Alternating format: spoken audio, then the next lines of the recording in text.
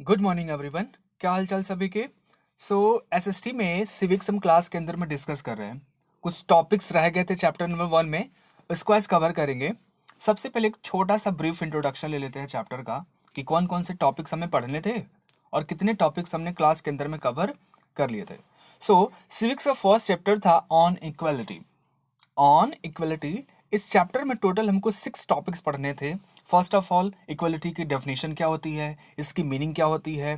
Then हमने कुछ story जैसे कांताबाई की स्टोरी पढ़ी थी। उसके बाद में कुछ और लोगों की स्टोरी हमने पढ़ी थी।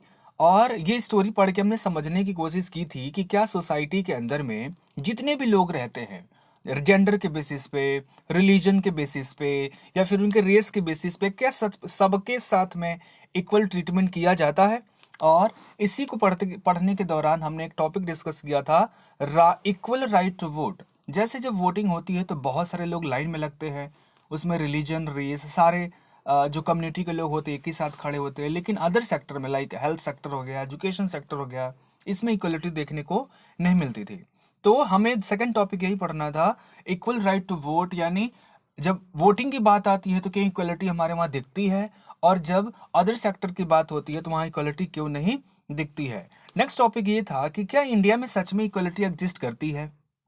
क्या इंडिया में सच में इक्वलिटी एग्जिस्ट करती है, तो इसके बारे में हमने फर्दर बहुत अच्छे से डिटेल में पढ़ा था।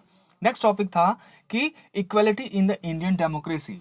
हमारी जो कंट्री है इंडियन डेमोक्रेसी, इसमें क्या इक्वलिटी एग्जिस्ट करती है तो क्या क्या कॉन्स्टिट्यूशंस में प्रोविजंस दिए गए हैं, और क्या रियलिटी में सच में उन सारे प्रोविजंस को लोग मानते हैं कि नहीं मानते हैं, ये पढ़ना था। नेक्स्ट ये पढ़ना था कि आखिर हमारे वहाँ इतना सारा लॉ होने के बावजूद भी ऐसे कौन कौन से मेन रीजंस हैं जिसकी वजह से इक्वलिटी को हम इंडिया में एग्जिस्ट नहीं करवा पाते, या फिर लोग इसको प्रैक्टिस नहीं करते। वुमेन्स के साथ में, चिल्ड्रंस के साथ में, जेंडर के बेसिस पे बहुत सारा कंट्री के अंदर में डिस्क्रिमिनेशन देखने को मिलता है। इसके बहुत सारे रीजंस हैं। नेक्स्ट टॉपिक ये रहेगा कि क्या इंडिया में केवल इनइक्वलिटी की सिचुएशन देखने को मिलती है, कि बाकी दुनिया में जितनी भी सारी और डेमोक्रेसीज कंट्री हैं, लाइक यूएसए है, आपका श्रीलंका है, ऐसी बहुत सारी कंट्री हैं, उनके वहाँ इनइक्वलिटी की सिचुएशंस देखने को नहीं मिलती। तो ऐसा बिल्कुल नहीं है कि केवल इंडिया में ही आपके साथ इनइक्वल ट्रीटमेंट किया जाता है। ऐसी बहुत सारी डेमोक्रेसी हैं और दुनिया में जहाँ पे लोगों के साथ इक्वल ट्रीटमेंट नहीं किया जाता, उनके साथ में डिस्क्रिमिनेशन किया जाता है। तो शुरू के जो 4 टॉपिक्स हैं, equality, equal right to vote, does equality in India exist, equality in the Indian democracy, 4 topics हमने क्लासरूम्स के अंदर में कवर कर लिए थे। आज इस वीडियो लेक्चर में हम 2 टॉपिक्स जो रिमेनिंग टॉपिक्स इसको कवर करेंगे, topic number 5 and topic number 6। तो ऐसे कौन कौन से रीजन हैं जहां पे इक्वलिटी को लेकर के डिस्क्रिमिनेशन, इक्वलिटी हमारे साथ नहीं किया जाता या हमारे साथ बहुत ज्यादा डिस्क्रिमिनेशन होता है। हमने आपको फंडामेंटल राइट्स पढ़ाया था जो कॉन्स्टिट्यूशन के पार्ट नंबर 3 में दिया गया है।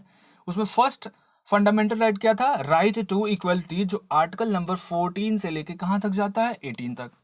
उसमें हमने बात हुआ था कि आर्टिकल 14 इस बात को डिनाई करता है कि किसी भी स्टेट जो गवर्नमेंट है या गवर्नमेंट के कोई भी ऑर्गेनाइजेशन है, वो किसी भी व्यक्ति के साथ में रिलीजन के बेसिस पे, race, gender, caste, place of birth के आधार पर डिस्क्रिमिनेशन नहीं करेगी।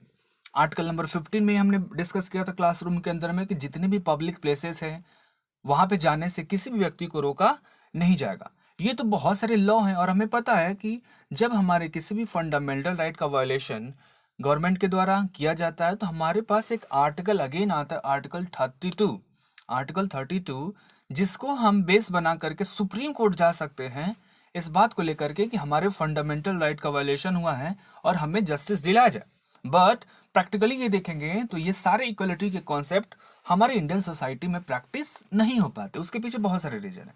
पहला रीजन ये है कि लोगों का जो एटीट्यूड है ना अपने कंट्री में, वो बहुत ज़्यादा डिफरेंट है, बहुत ज़्यादा डिफरेंट। और लोगों का एटीट्यूड चेंज होने में टाइम लगता है, धीरे धीरे। जैसे एक जनरेशन आई तो जो उनका एटीट्यूड रहा, एटीट्यूड मीन्स कि वो कैसा लोगों के साथ ट्रीटमेंट करते हैं, सामने वाले को देख करके उनका पॉजिटिव एटीट्यूड है, निगेटिव एटीट्यूड है, उनकी थिंकिंग कैसी है, ये सारी चीज़ों को हम एटीट्यूड में काउंट करते हैं।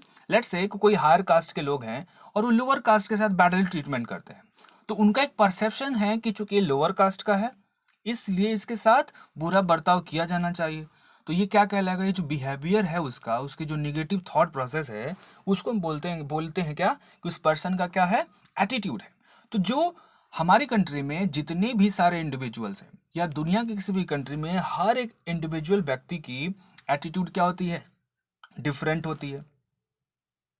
क्या होती है, डिफरेंट होती है। और ये एटीट्यूड को चेंज होने में बहुत स्लो का टाइम लगता है। तो जब ऐसा निगेटिव एटीट्यूड किसी के पास भी रहेगा तो आपको लगता है कि किसी लॉ को फॉलो करेगा, हमेशा वो लॉ का वायलेशन करते ही आपको देखेंगे। और लोगों के साथ क्या करते मिलेंगे, डिस्क्रिमिनेशन करते मिलेंगे। जैसे किस बेसिस पर डिस्क्रिमिनेशन करेंगे, कास्ट के बेसिस पे। अगर वो हिंदू होंगे मुस्लिमों से जलेंगे, मुस्लिम है हिंदुओं से उनका एक तरीके से 36 का आंकड़ा रहेगा। कास्ट के बेसिस पे होगा, रिलीजन के बेसिस पे होगा, डिसेबिलिटी, इकोनॉमिक स्टेटस, अमीरी गरीबी को। आप भी देखे होंगे आपकी सोसाइटी में जो बहुत बड़े पैसे वाले धनवान लोग होते हैं वो छोटे लोगों की इज्जत नहीं करते, जबकि आर्टिकल 14 में इस बात को बोला गया है कि सबके साथ इक्वली ट्रीटमेंट किया जाएगा। तो लॉ की बात हो गई। अब यहाँ पे किसका प्रॉब्लम आ गया, एटीट्यूड का। उनका एटीट्यूड यह है कि भैया हम तो बहुत अमीर आदमी हैं, हम दूसरे लोगों की रिस्पेक्ट क्यों करेंगे, उनकी डिग्निटी मेंटेन क्यों रखेंगे। तो इकोनॉमिक स्टेटस के आधार पे डिस्क्रिमिनेशन हो गया। जेंडर के आधार पे किसके साथ कर देंगे, वुमेन्स के साथ में बहुत ज़्यादा प्रीडोमिनेंट है इंडियन सोसाइटी में। एक और रीजन ये है कि जो लोग होते हैं वो ऐसा सोचते हैं कि नो वन इज इन्फीरियर, यानी इन्फीरियर कोई भी उनके सामने इन्फीरियर नहीं है। और सभी लोग ये सोचते हैं कि हर पर्सन को क्या होना चाहिए, कि उनकी डिग्निटी होनी चाहिए। कोई भी व्यक्ति, एक रिक्शा चलाने वाला व्यक्ति, एक सब्जी बेचने वाला व्यक्ति है, उसका भी एक डिग्निटी है। हमें क्या चाहिए कि उसकी डिग्निटी का रिस्पेक्ट करें। लेकिन हम अपने एटीट्यूड में आकर के उस व्यक्ति को क्या मानते हैं, इन्फीरियर मानते हैं। इन्फीरियर का मतलब हो गया कि कमजोर मानते हैं उसे, अरे ये क्या कर लेगा हमारा, इसकी क्या औकात है। ऐसे जो वर्ड्स का हम यूज करते हैं, इसका मतलब हम उसे इन्फीरियर समझ रहे हैं, अपने सामने उनको इन्फीरियर समझ रहे हैं, और हमारे एटीट्यूड की वजह से उनके साथ हम डिस्क्रिमिनेशन करना शुरू कर देते हैं। तो ये प्रॉब्लम्स होती है किसमें, हमारे इंडियन सोसाइटी में, कि अपने एटीट्यूड की वजह से हम क्या करते हैं, लोगों के साथ डिस्क्रिमिनेशन करना शुरू कर देते हैं। तो क्या इसका कोई सोल्यूशन है, बिल्कुल है। अपना एटीट्यूड चेंज करना होगा, अपना एटीट्यूड चेंज करना होगा। अपने सराउंडिंग में जितने लोग रहते हैं उनका एटीट्यूड चेंज करना होगा। वो कैसे कर सकते हैं, उसमें सबसे बड़ा रोल होता है किसका, एजुकेशन का। अगर हम स्टार्टिंग से ही अपने बच्चों को इस बात की ट्रेनिंग दें, उनको अच्छे से एजुकेशन दें, मोरालिटी सिखाएं, तो ऐसा हो सकता है कि धीरे धीरे उनके एटीट्यूड में पॉजिटिव चेंजेज आएंगे। और जब पॉजिटिव चेंजेज आएंगे तो ऐसा तो बोला ही जाता है ना कि जितने भी सारे ह्यूमंस होते हैं सोशल एनिमल हैं। क्या है, सोशल एनिमल। उनको सोसाइटी में ही रहना है। सोसाइटी में अलग अलग कम्युनिटी, अलग अलग इंडिविजुअल्स, लोगों के साथ में क्या करना है, इंटरेक्शन करनी है। तो जब वो सोसाइटी में रहेंगे, लोगों के साथ अच्छा ट्रीटमेंट करेंगे, तो और भी लोग उससे ज़्यादा क्या होंगे, इम्पैक्टेड होंगे। तो ये सारी चीज़ें देखने को मिलती है। यानी एजुकेशन के द्वारा आप लोगों का एटीट्यूड चेंज कर सकते हैं। उनका क्या प्रॉब्लम, जो बहुत ही ज़्यादा पहले से प्रेशराइज होते हैं, जो लोग पहले से प्रेशराइज होते हैं, उनके लिए क्या सोल्यूशन हो सकता है कि उनको हम लोग मेंटल ट्रेनिंग दे सकते हैं। उनको बैठ करके, जैसे कि कुछ लाइव एग्जांपल्स दे करके, मोरालिटी सिखा करके उनके एटीट्यूड में हम चेंजेस ला सकते हैं। अगर ऐसा हम करेंगे तो ऐसी पॉसिबिलिटी है कि हम धीरे धीरे इंडिया से क्या अपने अपने सोसाइटी में अगर ये ठान लें कि हमें इनइक्वालिटी ख़त्म करनी है, डिस्क्रिमिनेशन ख़त्म करना, तो ये पॉसिबल हो पाएगा। और इसके लिए क्या करना होगा, हमें लोगों के एटीट्यूड में चेंज लाना होगा। कैसे, उनको समझा करके, मोरल एग्जाम्पल्स दे करके, ह्यूमैनिटी समझा करके। नेक्स्ट टॉपिक है issues of the equality in the other democracy. अभी हमने पढ़ा कि क्या इंडिया में डिस्क्रिमिनेशन होता है, ऐसा बिल्कुल नहीं है। आप ले लीजिए दुनिया की सबसे पुरानी डेमोक्रेसी है USA, United states of America.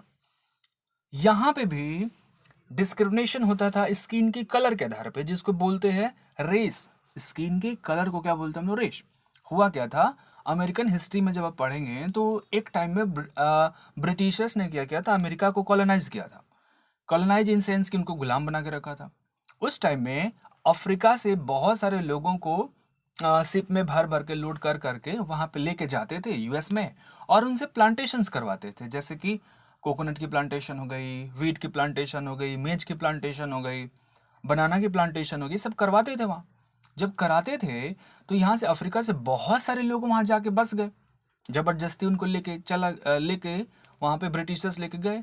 अब वहाँ पे वो लोग रहना शुरू कर दिए। एक टाइम आया कि ब्रिटिशर्स जो है यूएस छोड़ के चले गए, बट जो अफ्रीका से लोग वहाँ माइग्रेट करके गए थे, वहीं के वो लोग नेटिव्स हो गए बाद में चल के। अब उनकी जो जनरेशन आई ना बाद में चल के, अब आपको भी पता होगा कि अफ्रीका कॉन्टिनेंट में इक्वेटर, ट्रॉपिक ऑफ कैंसर और ट्रॉपिक ऑफ कैप्रिकॉर्न पास करता है। मीन्स ये जो पूरा का पूरा कॉन्टिनेंट है, ये पड़ता है आपका टॉरिड जोन में। जब टॉरिड जोन में पड़ेगा तो सनलाइट बहुत ज़्यादा होगी और लोगों का स्किन का कलर डार्क होगा। तो अफ्रीका के जो मेन नेटिव्स होते हैं उनके स्किन का कलर कैसा हो गया? डार्क। क्यों? क्योंकि वहाँ का क्लाइमेट ऐसा है। अब ये लोग कहाँ चले गए? माइग्रेट होकर के यूएस में। आज की जो जनरेशन है यूएस में, यूएस कहाँ पड़ेगा? वो पड़ेगा टेम्परेट जोन में। वहाँ का क्लाइमेट ऐसा है कि टेम्परेचर कभी 20 डिग्री सेल्सियस प्लस जाना ही नहीं है। जनरल केस में कभी कभार जा भी सकता है समर में। तो वहाँ के लोगों के जो स्किन का कलर होता है वाइट होता है। वो क्यों होता है? क्योंकि अगेन रिस्पॉन्सिबल कौन है? क्लाइमेट। तो अब जब ये लोग छोड़ के चले आए तो वहाँ पे वाइट और ब्लैक जो पीपल्स थे, ब्लैक पीपल्स यानी अफ्रीका वाले और वहाँ के जो यूएस के नेटिव्स हैं, उनके बीच में बवाल छिड़ गया। बवाल छिड़ गया कि गोरे लोग ये बोलते थे कि काले लोगों को ढेर सारे हम राइट्स देंगे नहीं, जैसे रोड चलने के लिए अलग रोड होगा, स्कूल्स के लिए अलग होगा, वॉशरूम्स भी अलग होंगे, होटल्स भी अलग होंगे, पब्लिक प्लेसेस अलग होंगे, वाइट वाले इलाकों में ब्लैक पीपल्स को जाना नहीं है। ये सारी प्रॉब्लम्स होती थी। तो यूएस में क्या हुआ कि मूवमेंट चला गया, civil right movement. Civil right movement का मतलब हम भी भाई इंसान हैं, हमारे साथ स्किन के कलर पर डिस्क्रिमिनेशन क्यों होना चाहिए? हमें भी ढेर सारे राइट्स मिलने चाहिए। सिविल राइट्स यानी जो आप अपने इंडिया में फंडामेंटल राइट्स बोलते हैं, यूएस में उसको सिविल राइट्स बोलते हैं। तो 1960 के दशक में, 1960 के दशक डेकेड में वहाँ पे एक मूवमेंट चलाई गई। लोग सड़कों पर उतरे, खासकर काले लोग, उनको कुछ वाइट लोगों का भी सपोर्ट मिला।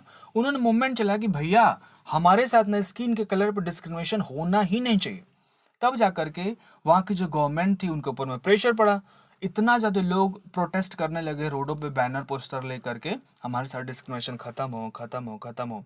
तब जाके वहाँ की गवर्नमेंट ने the civil right act of 1964 को पास किया और बहुत सारे लोगों को राइट दी और प्रोहिबिट कर दिया कि किसी भी व्यक्ति के साथ उसके रेस के आधार पे, रिलीजन के आधार पे या नेशनल ओरिजिन के आधार पे डिस्क्रिमिनेशन नहीं किया जाएगा। यूएस है ना, बहुत सारे लोग इंडिया से भी यूएस में रहते हैं, बहुत सारे लोग इराक और सीरिया से भी लोग रहते हैं, टर्की से भी लोग रहते हैं। अब क्या आप जो इराक से, सीरिया से, टर्की से लोग रह रहे हैं यूएस में, तो मुस्लिम होंगे ना बाय डिफॉल्ट। तो क्या आप उनको डिक्लेयर कर देंगे कि वो टेररिस्ट हैं? ऐसा बिल्कुल नहीं करना है। तो अगर उनका नेशनल ओरिजिन किसी और कंट्री का है तो उसके आधार पर डिस्क्रिमिनेशन आपको नहीं करना है, इस वाले एक्ट में बोला गया था। और ये सभी के लिए बोला गया कि जो भी स्कूल्स अगर होंगे, सारे अफ्रीकन अमेरिकन चिल्ड्रन हो। यानी सपोज करिए एक कपल है, एक कपल में मेल हो गई अफ्रीकन कम्युनिटी की और जो फीमेल हो गए वो कहाँ से हो गए? सपोज करिए कि दो कंट्री हैं, एक मेल हो गया मान लीजिए यूएस के और फीमेल हो गई कहाँ की? अफ्रीका की। तो जो इनके जो बच्चे होंगे उनको क्या बोलेंगे? African American. तो जो चिल्ड्रन होंगे इनके साथ में भी अब जो अलग अलग सेपरेट स्कूल चलते थे उसको बंद करवा दिया गया और सबको बोला गया कि एक साथ मिल बैठ के पढ़ेंगे। उससे क्या होगा? कम्युनिटी में ब्रदरहुड डेवलप होगा। और बाद में चल के जो मेजॉरिटी ऑफ अफ्रीकन अमेरिकी कम्युनिटी है इनके साथ में डिस्क्रिमिनेशन थोड़ा थोड़ा बंद हुआ, लेकिन अभी भी ये डिस्क्रिमिनेशन कंट्री के अंदर में होता है। सो इसी के साथ चैप्टर हुआ द एंड। 2 क्वेश्चंस आपको मिलेंगे जो हमने पढ़ा अभी। ऐसे कौन कौन से रीजन्स हैं जिसकी वजह से इंडिया में लैक ऑफ इक्वालिटी है, इसका आंसर लिखना है आपको।